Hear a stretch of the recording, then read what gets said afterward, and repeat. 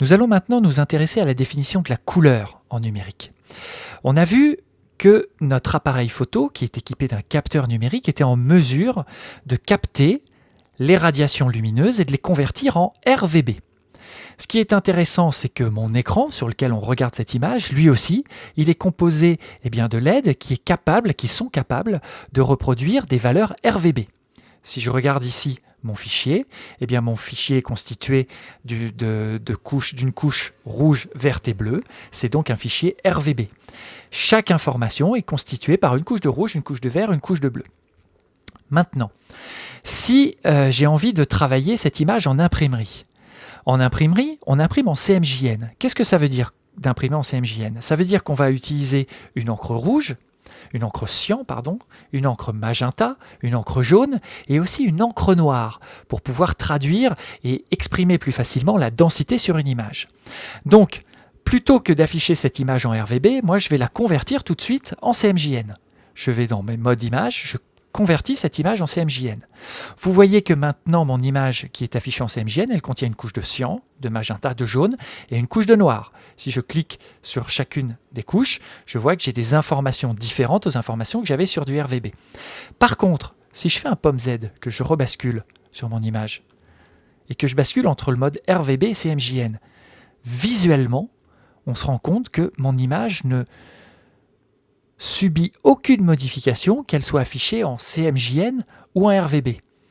Qu'est-ce que ça veut dire? Ça veut dire tout simplement qu'en fait, mes couleurs, elles peuvent être exprimées de la même manière en RVB et en CMJN. Si je prends ma pipette d'information, je me bascule ici et je vois dans mon onglet ici Information, qu'il y a une correspondance effectivement entre le RVB.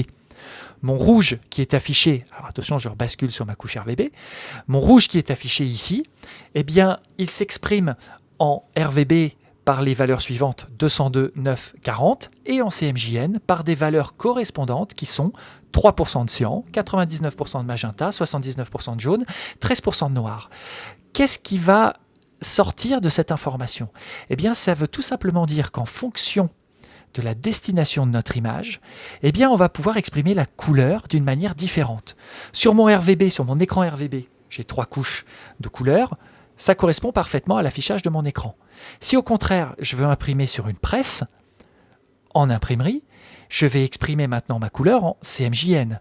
Mais en tant que retoucheur, moi je travaille beaucoup sur des fichiers beauté. Et on sait que la peau, par exemple la couleur de la peau, c'est du magenta et du jaune. Et qu'au contraire, les imperfections, comme des poils ou des boutons, peuvent s'exprimer avec une couche de noir.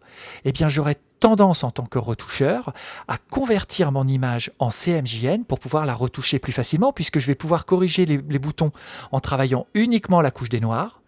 Et au contraire, si je veux modifier un peu la couleur de ma peau, j'aurai accès à la couche des jaunes et des magentas, c'est-à-dire que je pourrais modifier la couleur de mon image sans avoir à toucher à sa densité. Et ça, c'est important puisqu'on va voir aussi quand on travaille les couleurs, qu'est-ce qu'on fait? Si je travaille mes couleurs, par exemple, avec la teinte et la saturation, qu'est-ce que c'est que la teinte et la saturation? On voit que je sépare ma couleur en 3 composantes. Je ne suis plus en RVB, je ne suis plus en CMJN, je suis en teinte, saturation, luminosité. C'est-à-dire que mon image, je peux faire varier uniquement sa teinte grâce à ce curseur, ou bien sa saturation. La saturation, je peux la descendre à 0 ou au contraire l'augmenter. C'est la vivacité de mes couleurs. Et je peux aussi avoir accès à une couche de luminosité. Et ça va être très important parce que c'est comme ça qu'on va travailler avec un fichier RAW. Un fichier RAW, il nous permet d'exprimer l'exposition. L'exposition va être exprimée grâce à la luminosité. L'intensité de mes couleurs va être exprimée grâce à la saturation.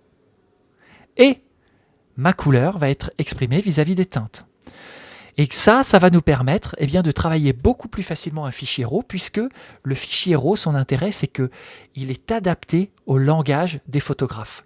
Quand on va travailler notre exposition, on ne va toucher que à la luminosité de la couleur.